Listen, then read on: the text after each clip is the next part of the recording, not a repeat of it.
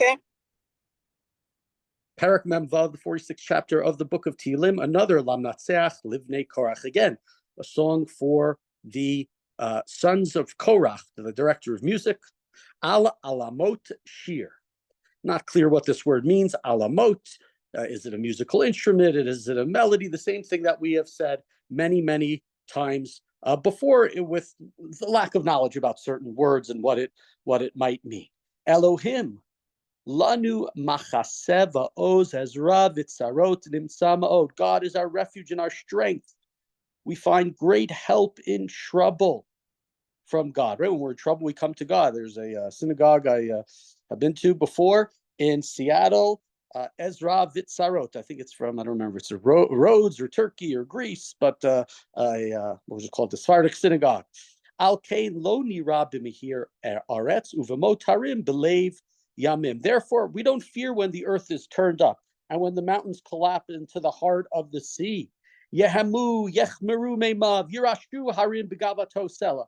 Its waters, they roar, they foam, the mountains quake with swelling. And then, of course, we have the word sela. So is this some specific earthquake that we're referring to? Is it a time of trouble? It's not clear what the backdrop and the background is to this chapter, as we've said with many of the chapters.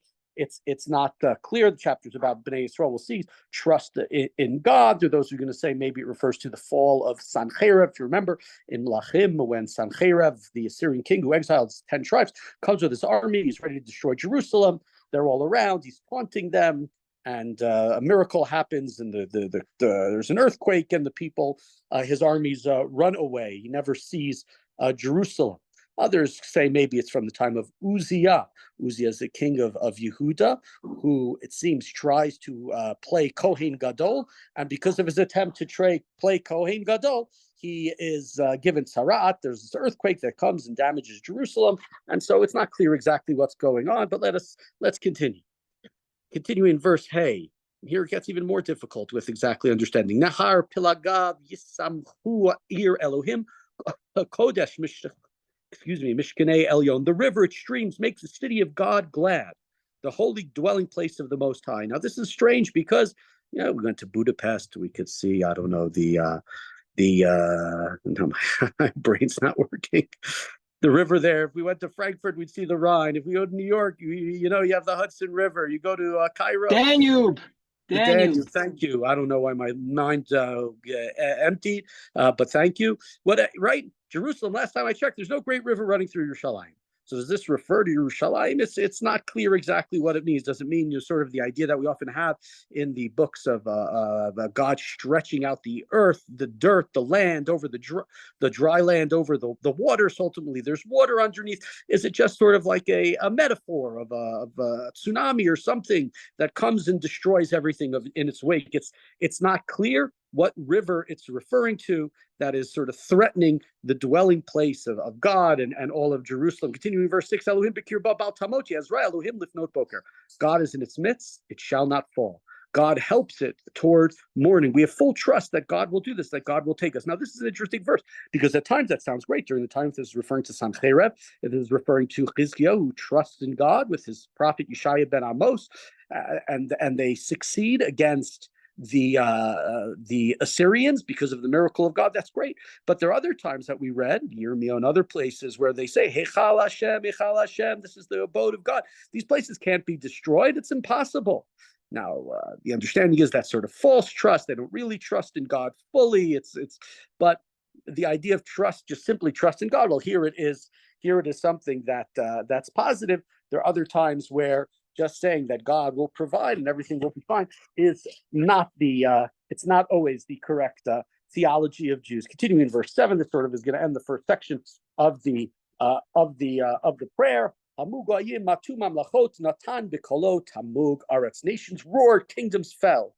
He sent forth his voice, the earth melted. So again, if we think of the Sancheirav, the miracle, all of them around Jerusalem, and then one night they all disappear. They all have to run away, etc. So one way of understanding this beginning.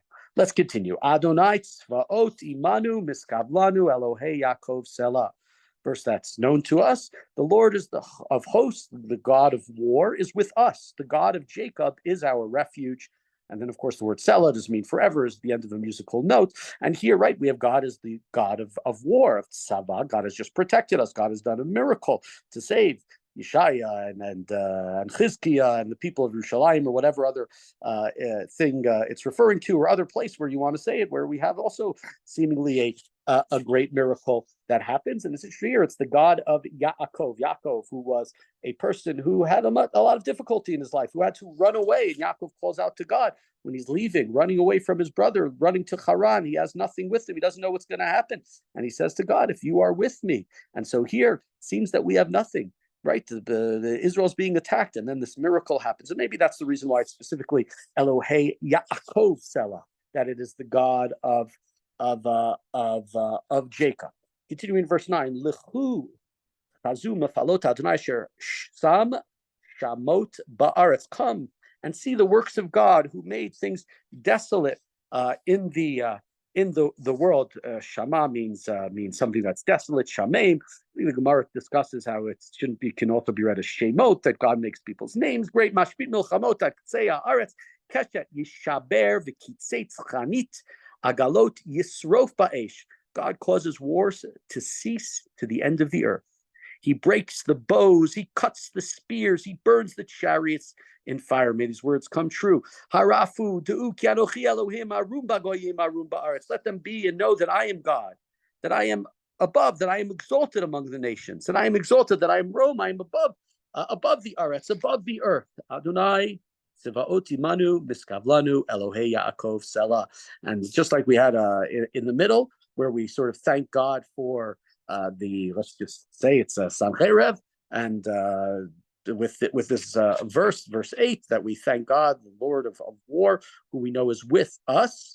And now we talk about the greatness of God afterwards and how decisive was his victory.